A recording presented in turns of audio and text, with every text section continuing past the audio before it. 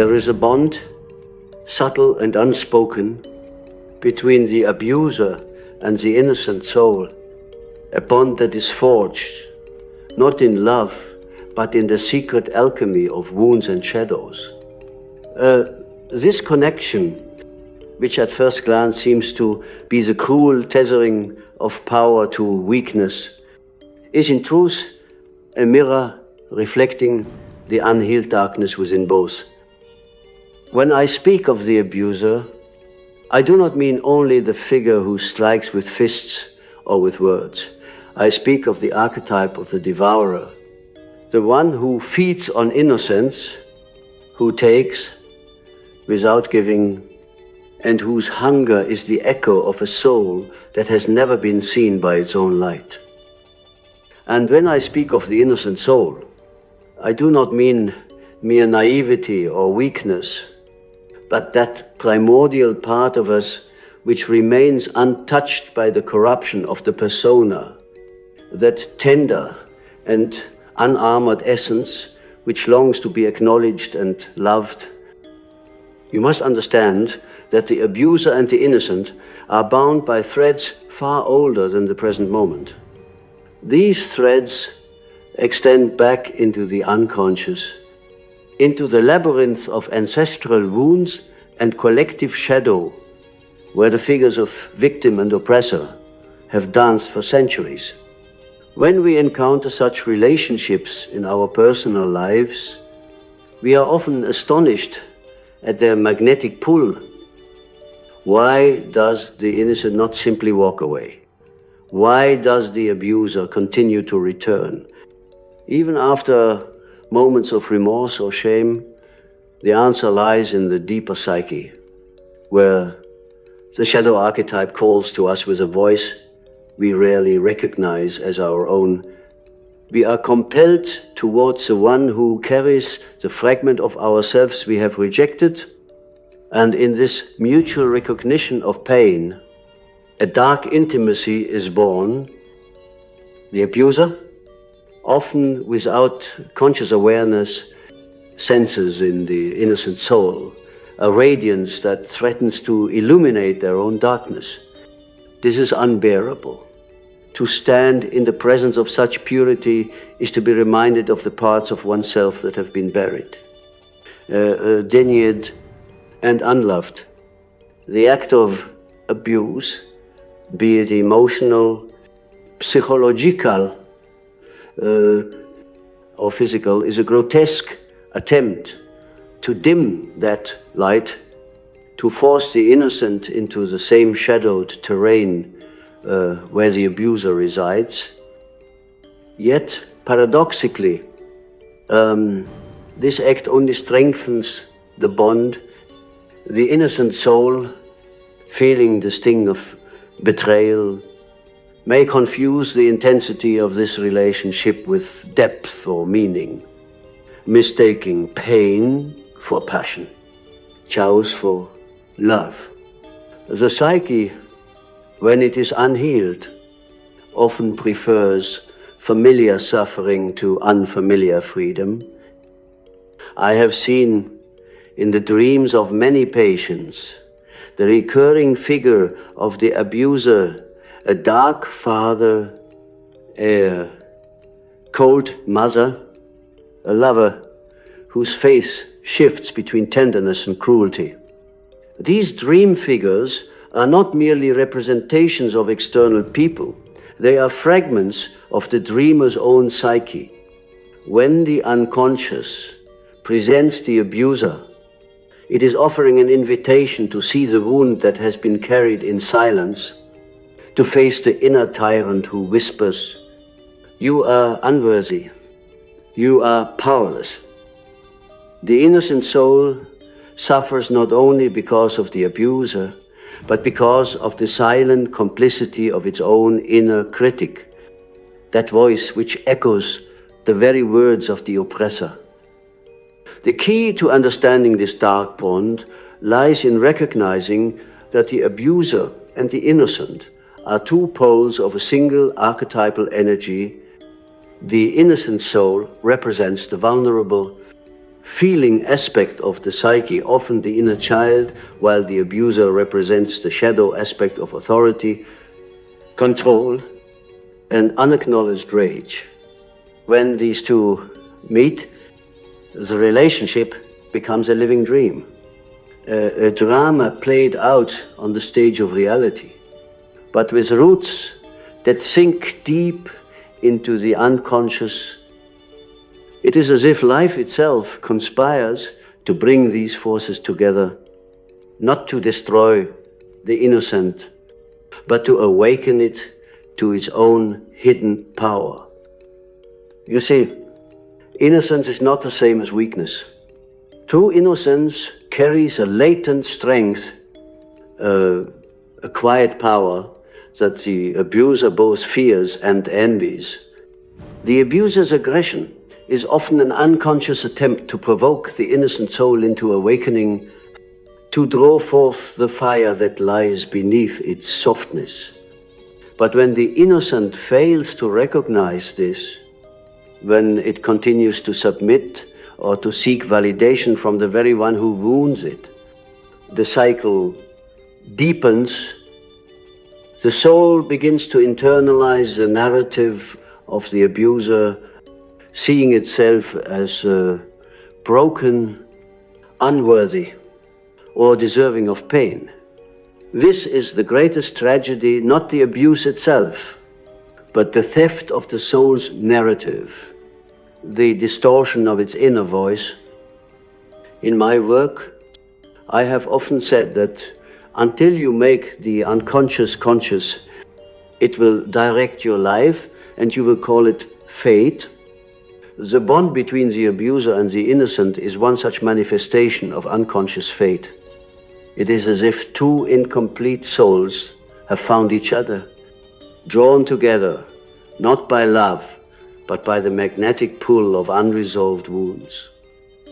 The abuser projects their shadow onto the innocent, seeing in them the fragility they despise within themselves, while the innocent projects their lost power onto the abuser, believing that this dark figure holds the key to their worth. Both are mistaken.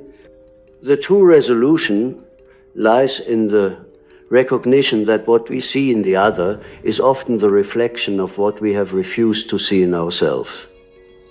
Let me speak to you now as if we were in the heart of a great hall. The air charged with the energy of those who seek truth. Imagine the abuser standing before you, not as a person of flesh and blood, but as a symbol. Behind this symbol lies generations of unresolved pain. The echo of a father who was never seen by his own father, a mother whose voice was silenced by fear, a lineage of souls who learned to survive by dominating or being dominated.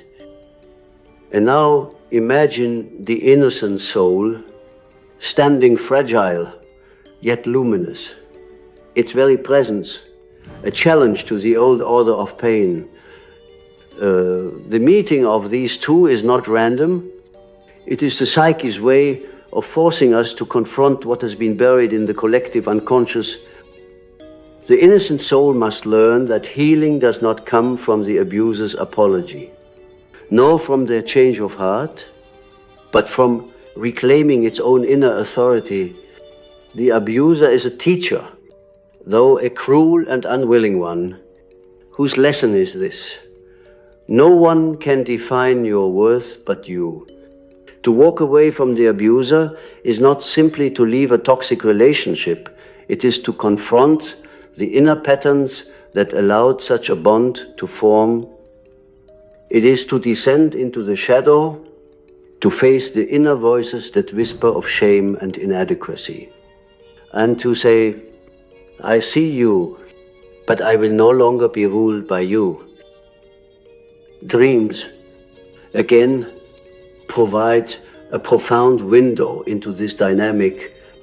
A woman dreams of being locked in a house by a faceless figure. She searches for the key, but The doors remain closed. When we examine this dream, we find that the house represents her own psyche, the faceless figure, the part of herself that she fears, the part that believes freedom is dangerous. The abuser in waking life mirrors this inner tyrant. Until she faces this figure within, she will continue to attract its reflection in the outer world. This is the alchemy of the soul. The external oppressor is but the projection of the internal wound.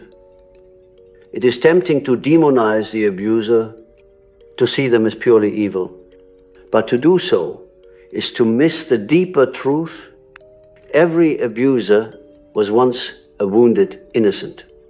Their cruelty is often the distorted cry of a soul that was never held, never seen, never allowed to be tender. This does not excuse their actions, but it invites us to see the full spectrum of the human psyche.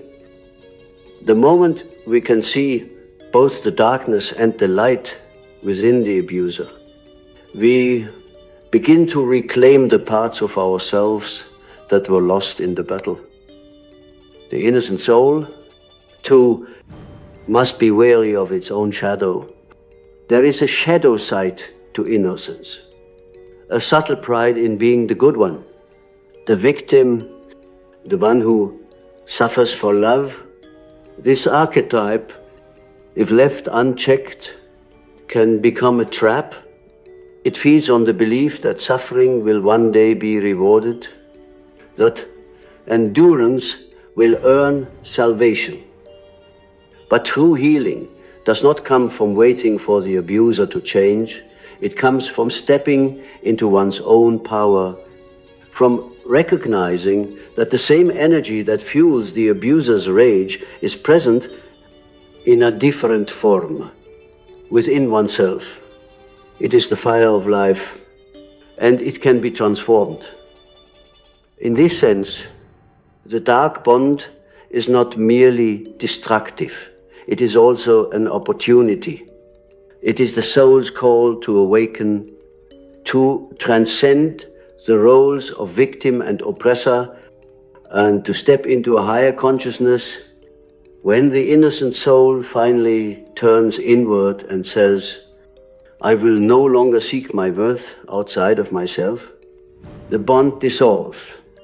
The abuser loses their power, for their power was never truly theirs. It was the power the innocent unknowingly gave away. The journey of breaking free from this dark bond is not simple, for it requires us to walk through the fire of our own unconscious fears. We are often afraid to see ourselves clearly because we fear what might be revealed, that we are not as helpless as we have believed, that we are not merely victims of fate, but participants in the dramas we call life. To recognize this is not to blame the innocent soul, but to honor its power. The abuser thrives on the belief that the innocent has no voice, no strength, no agency. The moment the innocent begins to see the shadow within and claim it, the dynamic begins to shift. The abuser, sensing the change, often grows restless, for their power was always built upon illusion. When I speak of shadow work, I speak of this process of reclaiming the parts of ourselves that we have disowned. The innocent soul may disown its anger, believing that to be good means to be endlessly forgiving, endlessly patient. But anger is not evil. Anger is the sacred fire that tells us when our boundaries have been crossed. The abuser, conversely, has often disowned their vulnerability, their softness, and in doing so, they strike out at those who remind them of what they have lost. This dance of projection continues until one or both parties turn inward and face what is within. The archetypes of the abuser and the innocent are deeply connected to ancient myth and symbols. Consider the story of Persephone, taken into the underworld by Hades. On the surface, this is a story of abduction, of a young maiden being pulled into darkness against her will. But symbolically, it is also the story of initiation, of a soul being forced to descend into the shadow to discover its own strength. The abuser, like Hades, is a dark guide, harsh, cruel, but necessary, who forces the innocent soul to awaken to its deeper layers. Without this descent, we remain in the superficial realm of eternal spring, untested, unrooted, and unaware of the depths of our own psyche. The innocent soul's first step in breaking the bond is to confront its fear of the shadow. This fear often appears in dreams as a pursuer, a monster, or a dark figure. I recall a dream from a man who was tormented by a faceless stranger chasing him through endless corridors. He always ran, always hid, and the fear consumed him.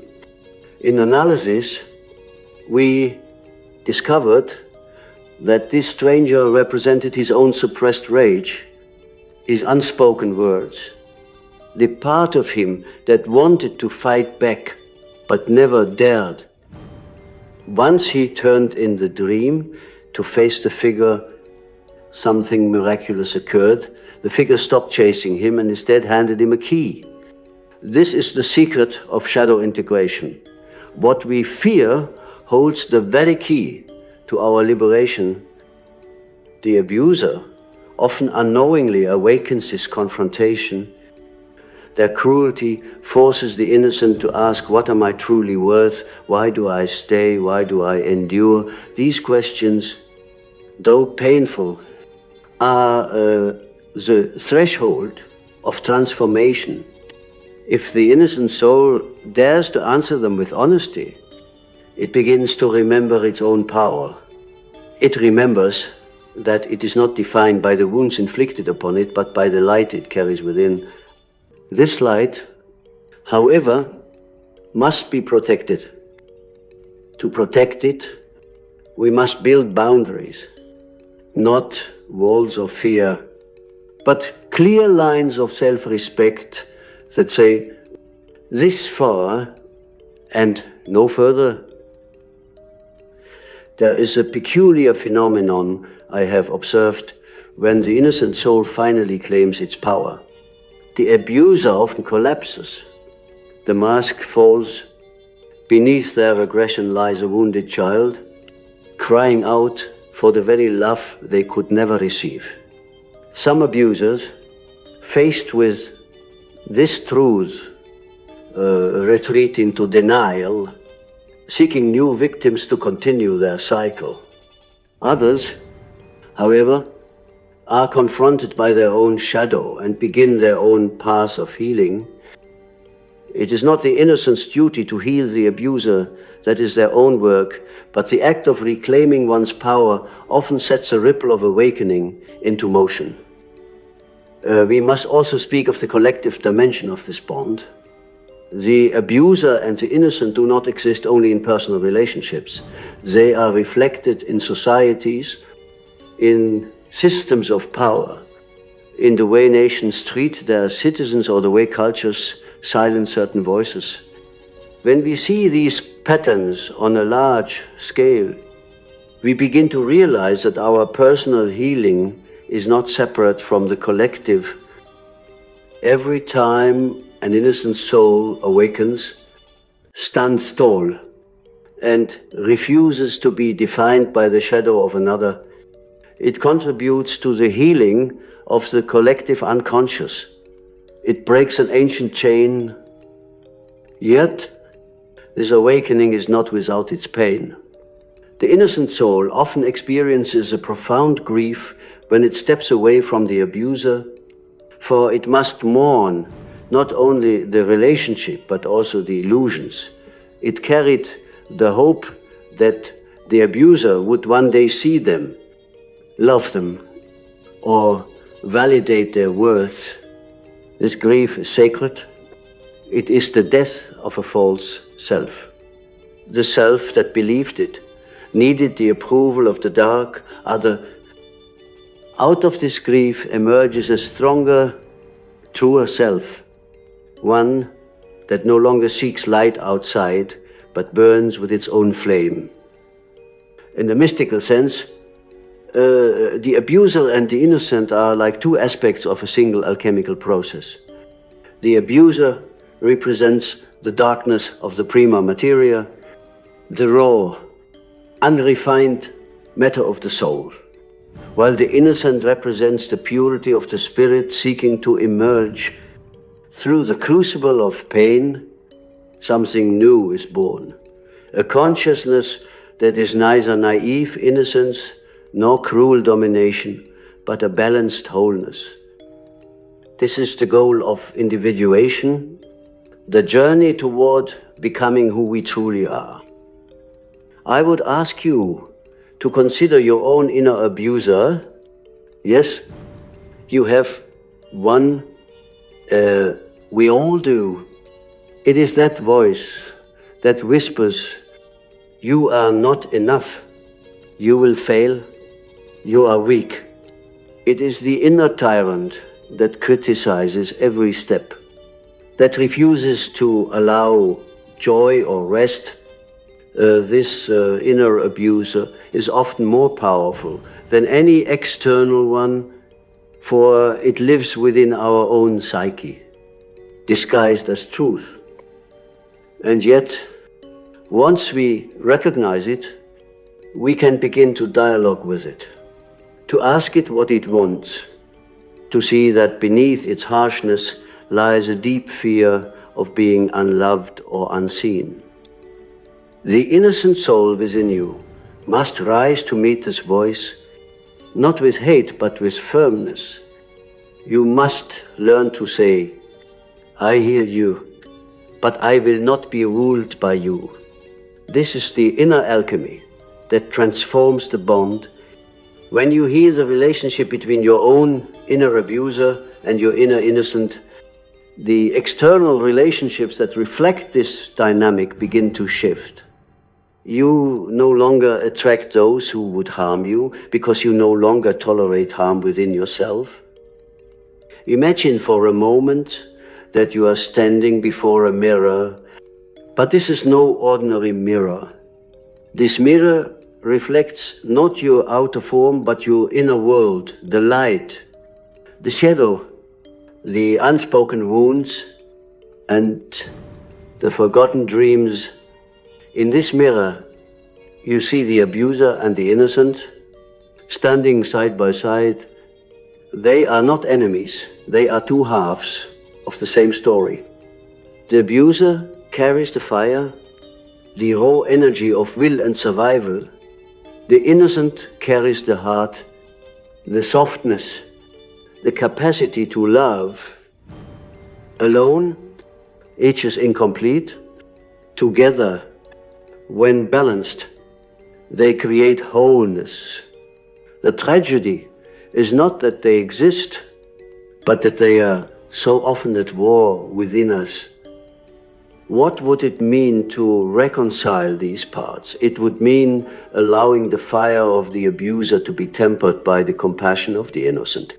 It would mean letting the innocence grow strong enough to set boundaries, to speak truth, to no longer remain silent in the face of cruelty. This is not a call to become harsh or bitter, but to awaken a deeper form of love, one that includes self-respect, discernment, and the courage to walk away from what no longer serves the soul.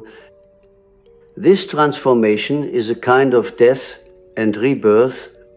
The old self The self that believed suffering was its destiny,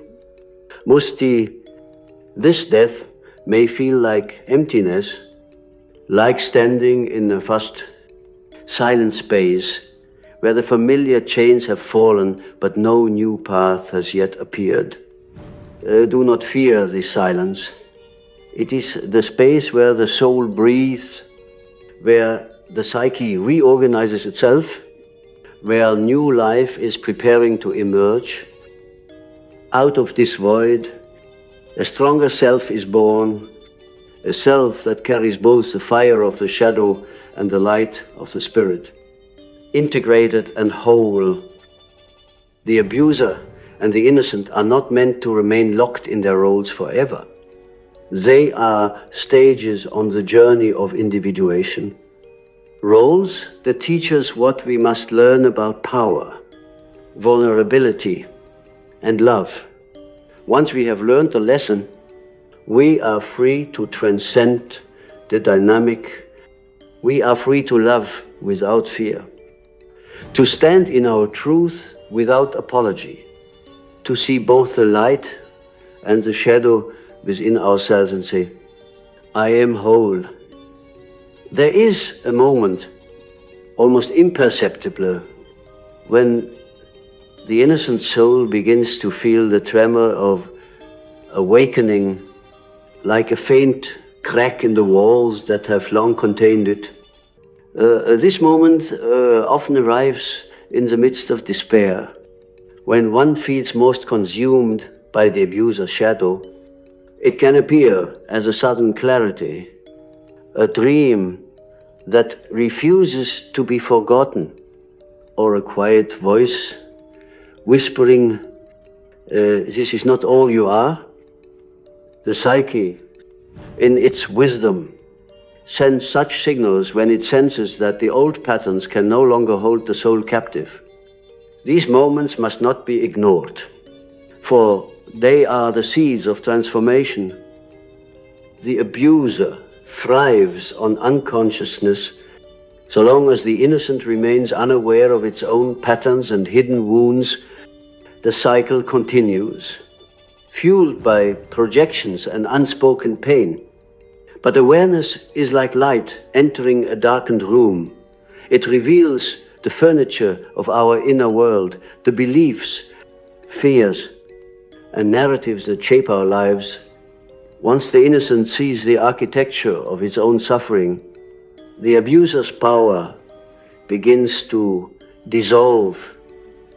It is not an overnight victory. It is a process of reclaiming the self, layer by layer, piece by piece, until the soul stands in its fullness. You may ask, why does the innocent remain bound for so long? Why is it so difficult to leave? The answer lies in the archetype of the wounded child. Within every innocent soul lives a child who believes that love must be earned through suffering, that approval must be gained through endurance. This belief often comes from early wounds, an absent parent, a harsh teacher, a world that did not reflect back the child's worth. The abuser, knowingly or unknowingly, exploits this belief, becoming a distorted parent figure, a tyrant who both captivates and terrifies until the innocent heals the wounded child within. It will continue to seek in the abuser the love it never received. In my years of study, I have observed that many of our adult relationships are reenactments of childhood patterns. We are drawn not to what is good for us, but to what is familiar.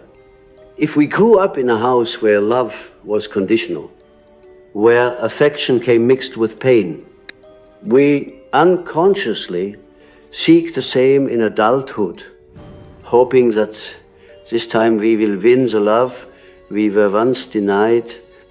But the soul does not find freedom by repeating the same story. it finds freedom by rewriting it. To rewrite the story, we must first recognize it. The abuser is often the mirror of the inner tyrant.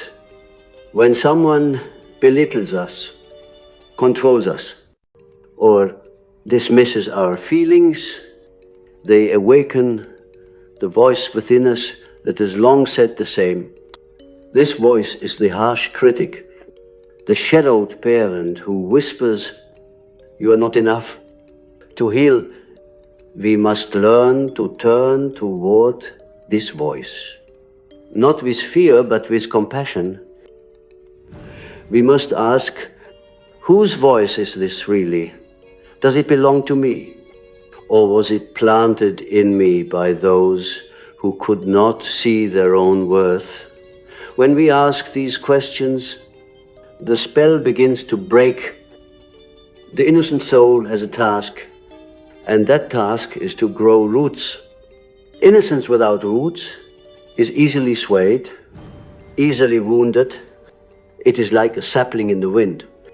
But when the innocent begins to root itself in self-knowledge and self-worth, it becomes unshakable.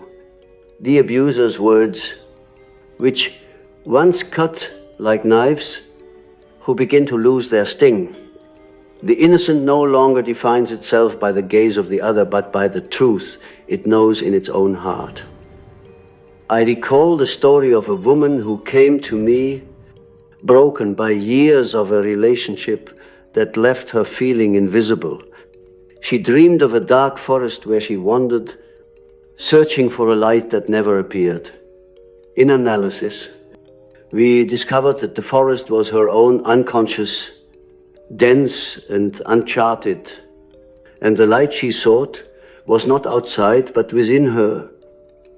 When she finally turned inward, when she dared to face the shadows of her past, her unhealed grief, her buried rage, she found that the forest was not as dark as it seemed.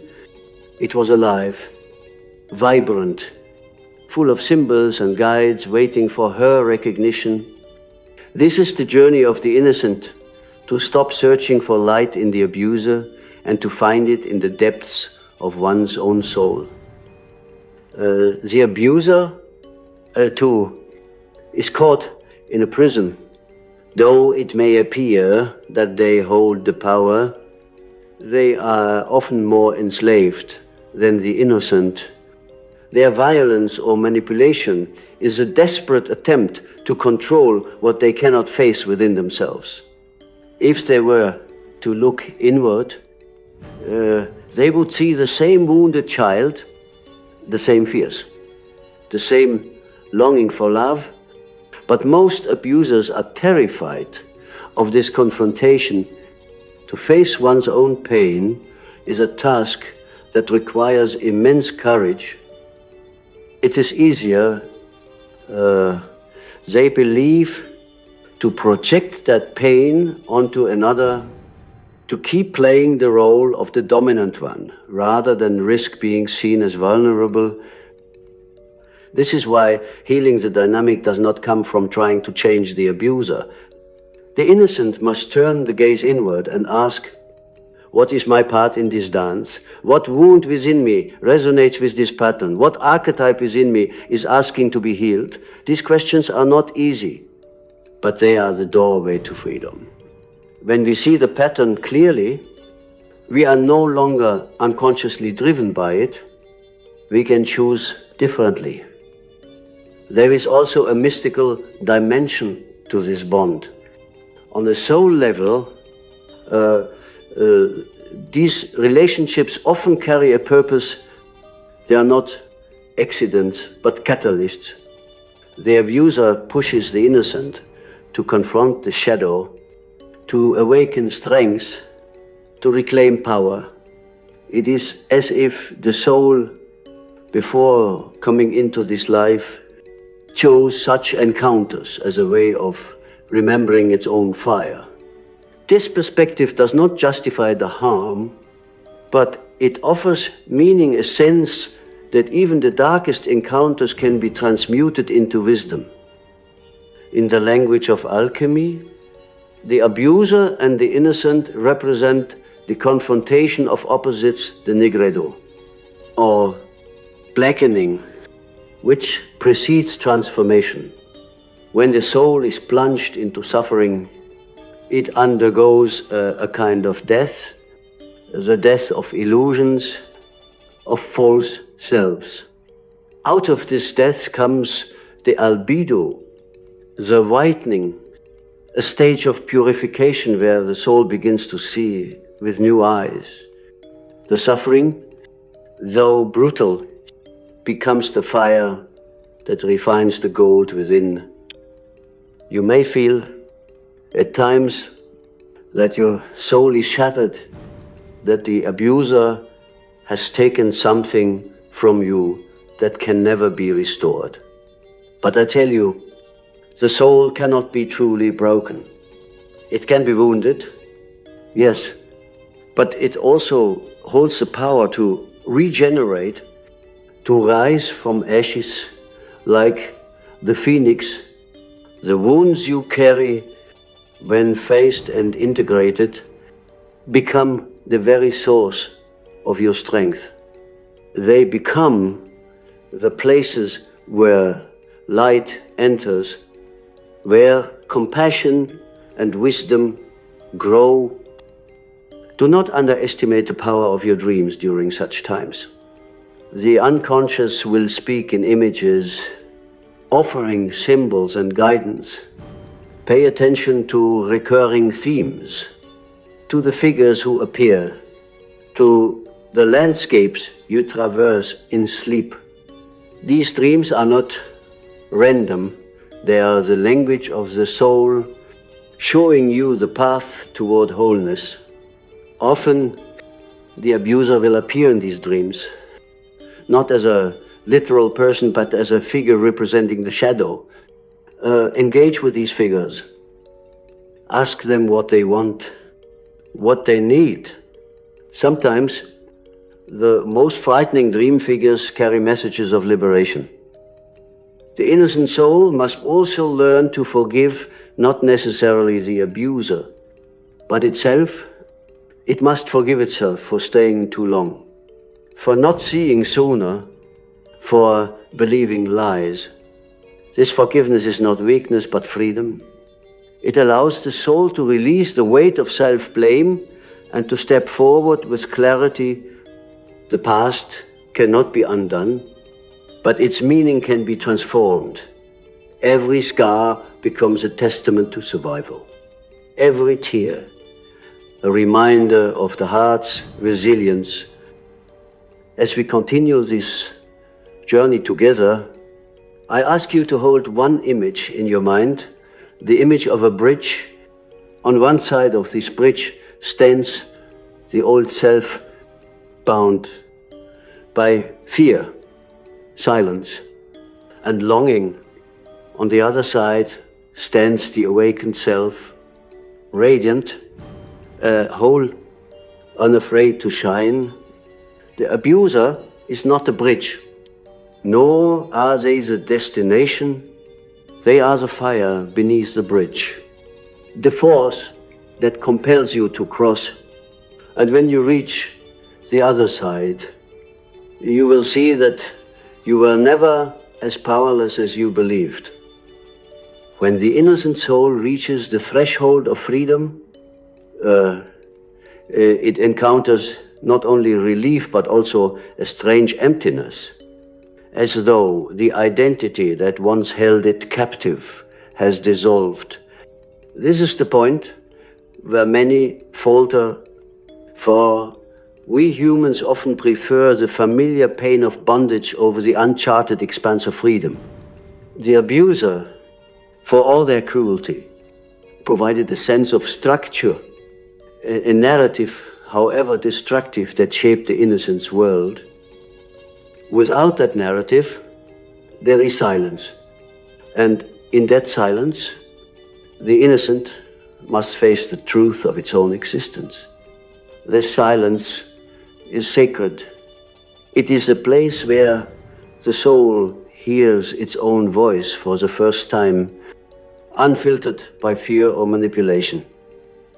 The dark bond between the abuser and the innocent soul teaches us something essential about human nature.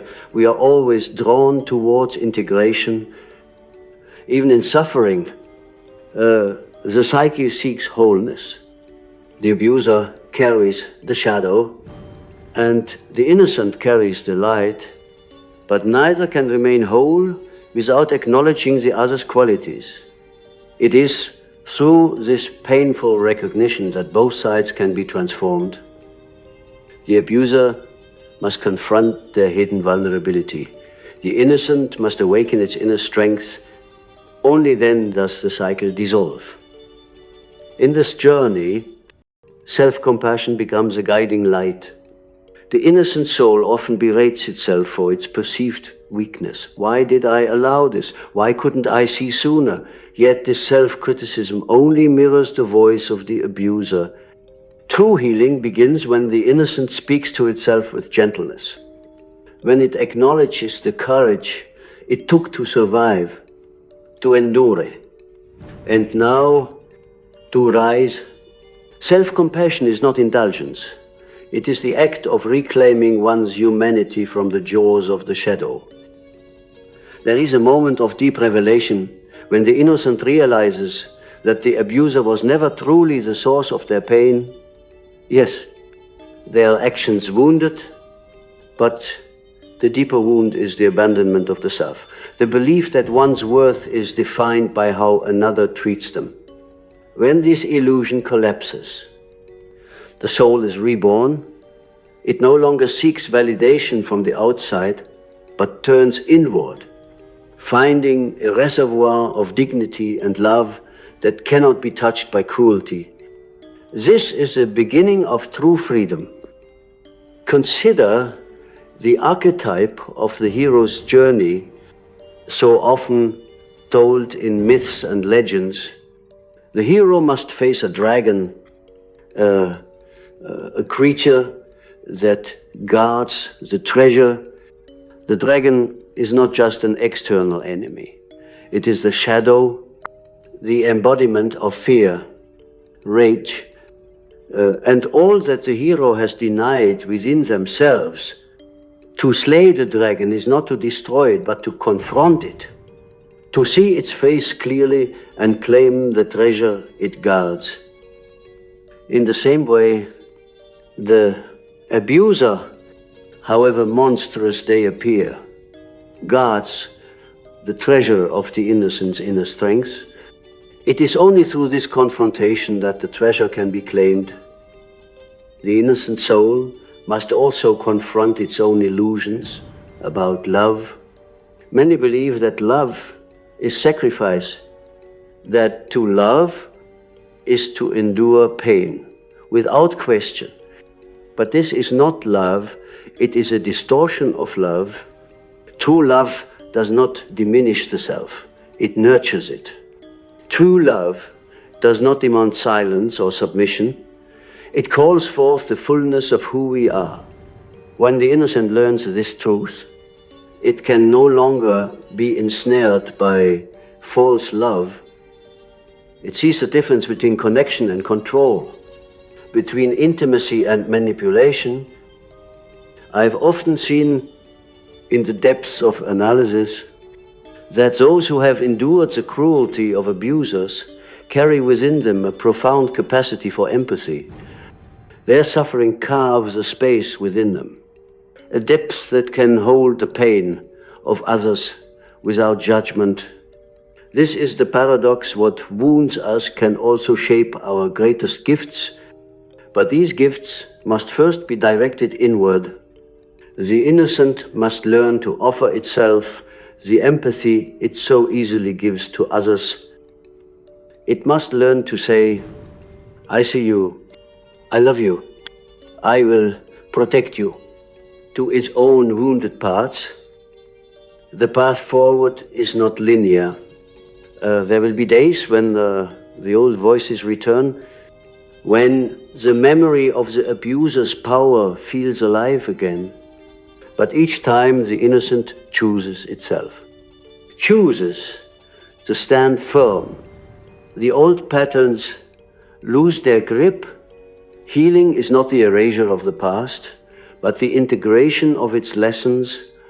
The soul becomes wiser, stronger and more compassionate, not because it was spared from darkness, but because it walked through it and emerged whole. Imagine standing at the edge of a vast ocean at dawn. The waves are calm, the horizon wide. This is what the psyche feels like. After integration, there is a sense of vastness, of possibilities once unseen. The abuser no longer defines the shoreline. The innocent no longer drifts helplessly. Instead, there is a partnership between the conscious and unconscious, between light and shadow. A deep knowing that both have a place within the self. What I wish for you, as I speak these words, is to see that the darkness you endured was not meaningless. It was an initiation, a descent into the underworld of your own psyche. You have touched the places most people avoid, the places where the collective shadow hides. And because of this, you have the potential to rise with a wisdom that few possess. You understand the cost of unconsciousness, the pain of living without boundaries, the danger of giving your power away. Now you can teach others not through preaching, but by the way you live, by the strength and clarity in your presence. The abuser and the innocent are not just roles we encounter in relationships, they are inner forces. The task of individuation, the task of becoming whole, requires us to face both. There is an abuser within you, just as there is an innocent within you. One seeks control, the other seeks safety. When these two come into dialogue, when they cease their war and begin to listen to each other, something extraordinary happens.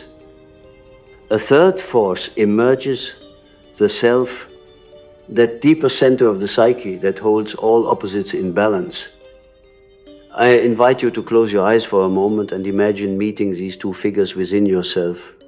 See the abuser not as a monster, but as a wounded being, desperate to be seen. See the innocent, trembling, yet luminous, yearning to be free. Now imagine bringing them together, letting them see each other, letting them speak. What would they say? What would they need to heal? This inner dialogue, this act of reconciliation is the very heart of transformation. And when the reconciliation is complete, when the innocent no longer hides and the abuser no longer dominates, there is peace. Not the shallow peace of avoidance, but the profound peace of integration. You are no longer split in two, you are whole.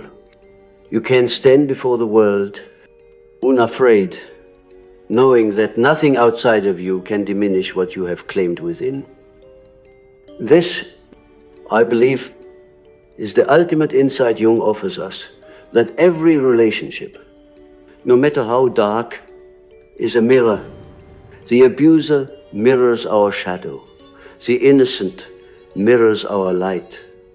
Our task is not to destroy one and worship the other, but to see both as parts of the greater self. In doing so, we transcend the roles and enter a state of freedom where love is no longer entangled with fear and where power is no longer used to wound but to create